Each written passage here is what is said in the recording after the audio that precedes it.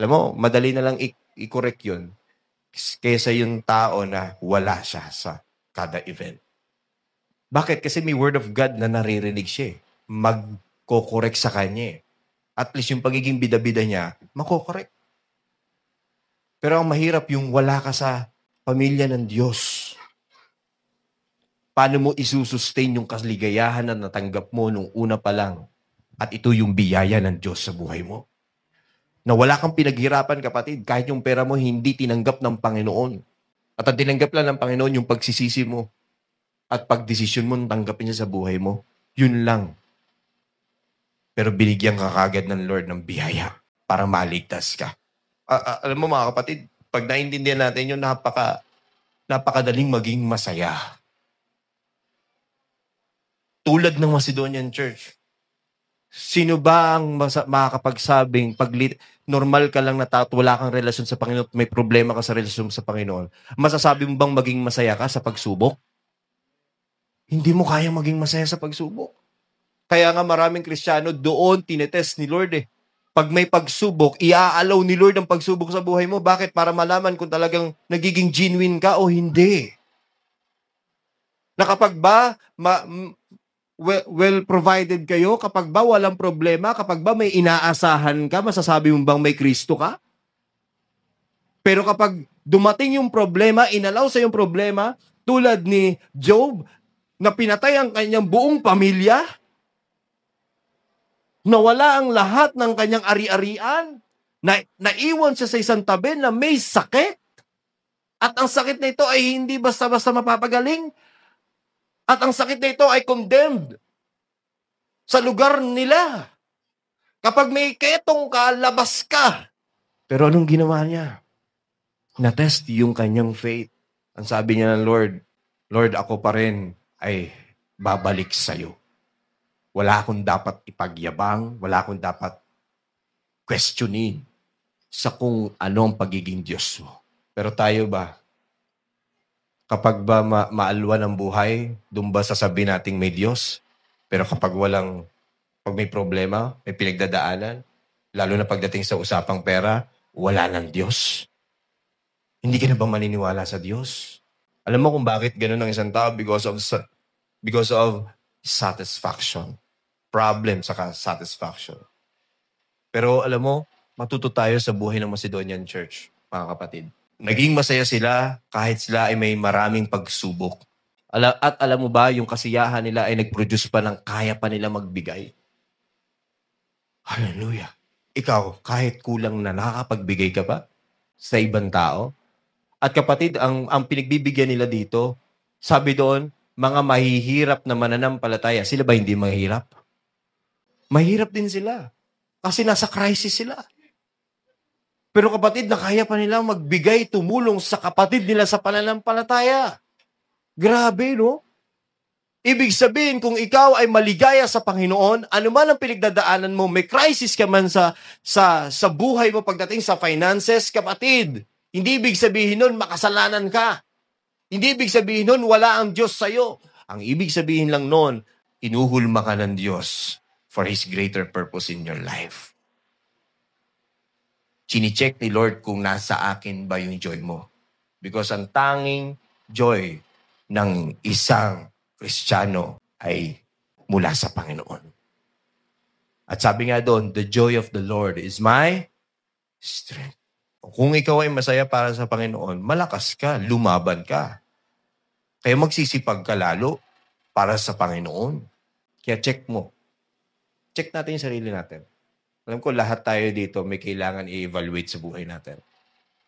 Why? Dahil gusto ni Lord lumaya ka dyan, kapatid. Gusto talaga ni Lord iparanas sa iyo yung satisfaction sa buhay. Kasi alam mo ba, pag satisfied ka, di mo na mapapansin, bigla kang bibigyan ng Panginoon na sasakyan, bibigyan ng Panginoon ng magandang bahay, biglang bibigyan ka ng, padadalang ka na ng mga 100,000s, millions, na hindi mo kailangan makisali sa flood control project na ghost. Tignan mo yung mga taong hindi satisfied, nagnanakaw ng mga billions. Nakikipagbuno sila Kinakain nila yung kanilang konsensya. Pinapatay nila yung konsensya nila para lang maging bilyonaryo. Kahit nakakatapak na sila ng ibang tao. Para lang, alam mo yon, para lang hindi sila mapagbintangan, di mahalatang nagnakaw. Pero nakakalungkot, pati yung mga taong galit na galit, wala rin satisfied. No satisfaction. Kasi kung ikaw talagang galit ka sa inugali ng taong yon, daanin mo sa prayer. Hindi ka naman umatin ng prayer. Bakit? Pastor, ba't kailangan umatin ng prayer? Kasi nga, kung pag-iisipan natin, yung pera na ginastos nila ay pera ng kaban ng bayan na siyang pwedeng magpabagsak sa ekonomiya natin. Iaalaw ba ni Lord yun na nandiyan ka? Na hindi ka na sobra ka maapektuhan at maghihirap lalo at wala ka na makain? Siyempre hindi. Kung babasahin natin yung verse 9, yung kabuuan, ang sabi ng Panginoon doon, patuloy pa nga kayong bibigyan para makatulong din sa iba. Hindi lang para sa pangangailangan mo, kundi para mayroon ka pang pagbigay o pambigay para tulungan mo yung kapatid mo sa pananampalataya. Amen?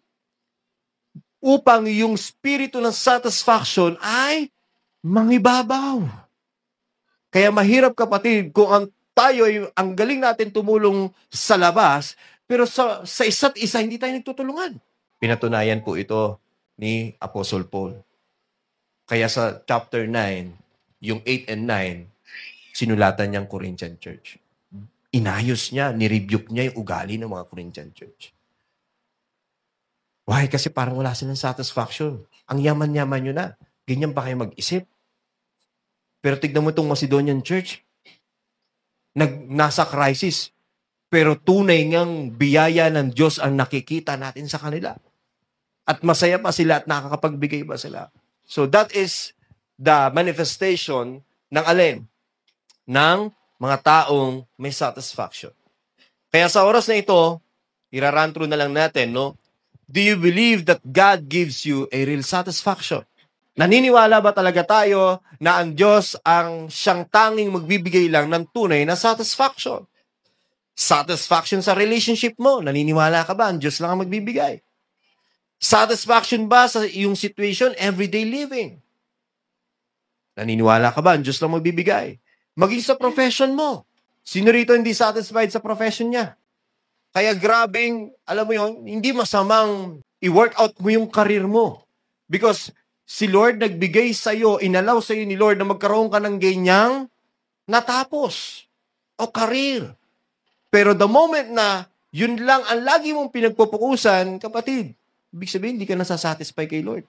Sa karir ka na nasasatisfy. Kaya kalimitan, maraming mga tao kapag tinanggal doon sa trabahong yon, grabe, parang kamo binagsakan ng malamig na o binagsakan ng buong mundo. Di ba? Eh sabi ko nga, isa kasama natin dito, si Ate Jenny nyo, grabing battle niyan sa una niyang trabaho. Ayaw niyang bitawan. Bakit? Kasi feeling niya wala nang tatanggap sa kanya. At feeling niya nandito yung circle of people na kung saan tingin niya makakatulong sa karir niya para mag-grow. Pero taliwas sa iniisip niya kasi iba yung nangyayari sa kanya. Lalo siyang nawala sa Panginoon. Lalo siyang nahihirapan para maglingkod sa Panginoon. Sabi ko sa kanya, alam mo, kung gusto mo talaga mangyari ang gusto ng Panginoon sa'yo, try mo mag-resign. Takot siya, ayaw niya. Umiyak yan sa harapan namin. At gusto na rin umalis. Kasi feeling niya parang mali yung payo namin sa kanya. Sabi ko sa kanya, mag-pray ka. Kasi kung kami lang tatanungin, hindi ka namin pakikialaman. Pakialaman na lang namin sarili namin buhay. Pero hindi eh. Gusto ni Lord, bilang ikaw ay may relasyon sa Kanya, mag-grow ka. At mapangyari sa iyo ang satisfaction na buhay. O satisfied na buhay. Mag-resign siya. Pero ilang week, nagkatrabaho siya. At doon niya napatunayan na oo nga, inaalis na pala ako ni Lord. Minsan talaga kailangan makinig ka. At hindi lang minsan, makinig ka talaga sa Panginoon at sa spiritual leader mo. Because they are accountable in God's Word. Kung anong dapat mong marinig. Kasi minsan, di ka naman talaga nakikinig kay Lord. Kasi nga, hindi ka nga nagbabasa ng Bible eh. Minsan yung iba nagbabasa ng Bible, iniiba niya yung ibig sabihin ng Word at inaayon niya sa gusto niyang marinig. May ganun tao. Pero ang spiritual leader, yan ang purpose nila. Para maging consistent kung ano yung context ng Panginoon para sa'yo. Sa gusto niya sabihin para sa'yo. Kaya nga sabi doon, even ang Macedonian Church, sabi doon sa dulo, di ba? Sabi dito, at higit pa nga sa aming inaasahan ng kanilang ginawa dahil una sa lahat, inialay nila ang kanilang mga sarili sa Panginoon at sa amin. So, ibig sabihin, ang Macedonian Church, kaya sila nagkaroon ng satisfied life, kaya sila nagiging masaya kahit sa gitna ng problema because inalay nila ang kanilang mga buhay sa Panginoon at sa spiritual leader nila. Ibig sabihin, nakilig sila sa Panginoon, naging dedicated sila sa Panginoon and sa kila Apostle Paul bilang mga spiritual leader that time. Kaya mahalaga talaga yung marunong kang makinig, magpasakop sa Panginoon spiritual leader mo. We cannot do the magpapasakop ka sa Panginoon pero sa spiritual leader mo hindi. Hindi mangyayari talaga kung ano yung gusto ng Panginoon mangyayari sa iyo. Di rin pwede nagpapasakop ka sa spiritual leader mo pero sa Panginoon hindi. Hindi pwede. Dapat both side. Amen? So, alam natin dapat yung tawag dito, yung process na yan. Yung system na yan. Naniniwala ka ba na ang Panginoon ang nagbibigay ng real satisfaction pagdating sa possession mo? Tingnan mo yung katabi mo. Boksingero ba yan? Sabi mo, boksingero ka ba? O karatista? Sino rito yung mga boksingero? Sino rito yung mga karatista? Diba? Ha! Ha! Diba? Alam mo, dual purpose yung karatista eh. Bakit? Pag ganun, nagbibigay ka. Pero dahil gumanong ka, nabibigyan ka. Gets natin? Pero pag boksingero ka, pag suntok mo, wala kang binigay. Ngayon, pag binigyan ka ni Lord, masasalo mo ba? Hindi. Kaya kalimitan tayo yung naboboxing ni Lord. Sa mga sitwasyon na may pinagdadaanan tayo. Tignan mo yung katabi mo, dahil bang black eye sa buhay yan? Diba? Tanong mo, kulang pa ba? Kulang pa ba? Kulang pa ba yung black eye?